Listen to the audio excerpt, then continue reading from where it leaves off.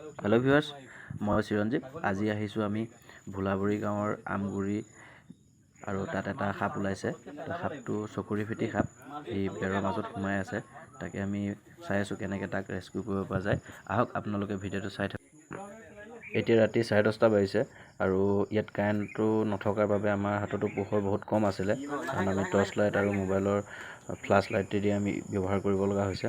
আৰু ৰেস্কিউটো কৰিবৰ কাৰণে আমাৰ বহুত প্ৰব্লেম হৈছে। সেইটো কাৰণে সিফালে যাবলৈ চেষ্টা কৰি আছিলে। মই সিফালৰ পৰা টৰ্চটো মাৰি দিওঁ, যিটো বেৰৰ ফাঁকত সাপটো সোমাই আছে, বাৰীখনৰ সিটো চাইডে ছাগলীও আছে আৰু লগতে সৰু গুদামঘৰো আছে। যদি সাপটো সিটো চাইডে গুচি যায় তো আমাৰ ৰেস্কিউ কৰিবৰ কাৰণে আৰু অসুবিধা হ'ব। গতিকে আমি বেৰখন এফালে খুলি পেলাই সাপটো উলিওৱাৰ সিদ্ধান্ত কৰিলোঁ। তুমি এইটো চাইড লা, বেক চাইড লা। আপোনাৰ সেইফালৰ পৰাই সুবিধা হ'ব। সাপটো যে সিফালে গুচি যায় খেদি আনিব নোৱাৰে, হাবিত সোমাই দিব। অকণমান কাষতে হাবি আছে যে। পোহৰ কম হোৱাৰ কাৰণে আমাৰ ভিডিঅ'টো কৰিবৰ কাৰণে বহুত অসুবিধা হৈছে। সেইটো কাৰণে আপোনালোকে হয়তো ভালকৈ ভিডিঅ'টো দেখা নাপাব। হ'লেও আমি ট্ৰাই কৰিছোঁ ফুল ৰেস্কিউটো আমি ভিডিঅ'টো কেপচাৰ কৰিবৰ কাৰণে।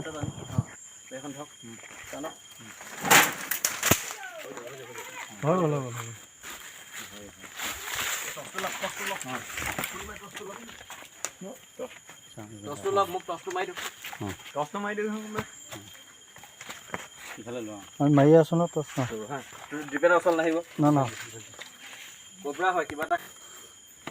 মনক্লেড কোব্ৰা হয় এইটো, চকুৰি ফেটি সাপ বুলি কয় অসমীয়াত। আৰু ইয়াৰ ভেনমটো নিউৰটক্সিন ভেনম থাকে। তো ই কামুৰিলে আমি কেতিয়াও পলম নকৰি লৰালৰিকৈ গভৰ্ণমেণ্ট হস্পিটেলত যোৱা বহুত জৰুৰী, কাৰণ এণ্টিভেনম ল'ব লাগিব।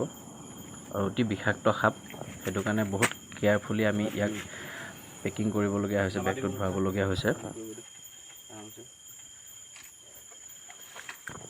সাপটোক আমি বেগত সোমাব ট্ৰাই কৰিছোঁ যদিও সি বাৰে বাৰে ওলাই আহিছে, সোমাব বিচৰা নাই। মনক্লেড কোব্ৰা, চকুৰি ফেটি বুলি কয়।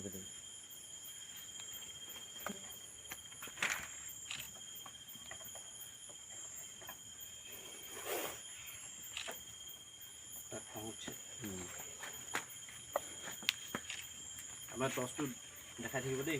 টৰ্চ পুৰা মাৰি থাকিবা।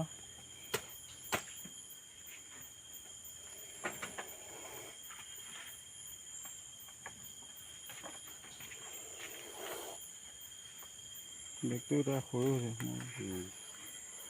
বেগটো মই ফাৰ্ষ্ট টাইমে গৈছিলোঁ, মোকলাই ল'ব লাগিছিলোঁ।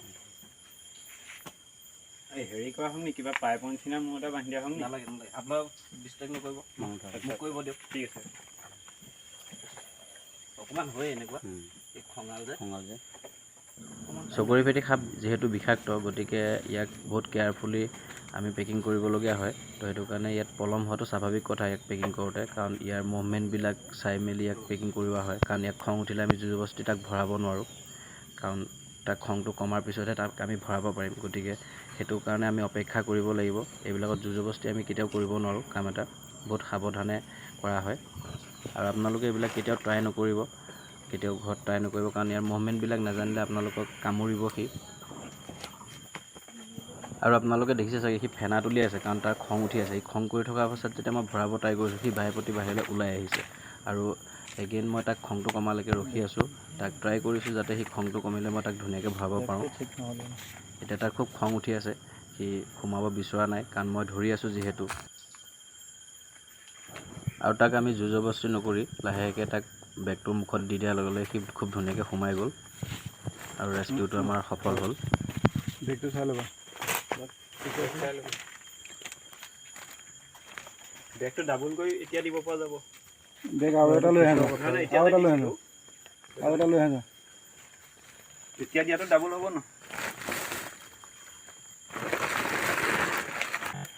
পটককৈ দিয়ক, আপোনাৰ আগতে এইবিলাক ৰছী কাম প্ৰথম বান্ধি লওক ৰছী। এইবিলাক ৰছী ক'ত এইটো হ'ব জানো? বহুত ৰিক্সি বস্তু।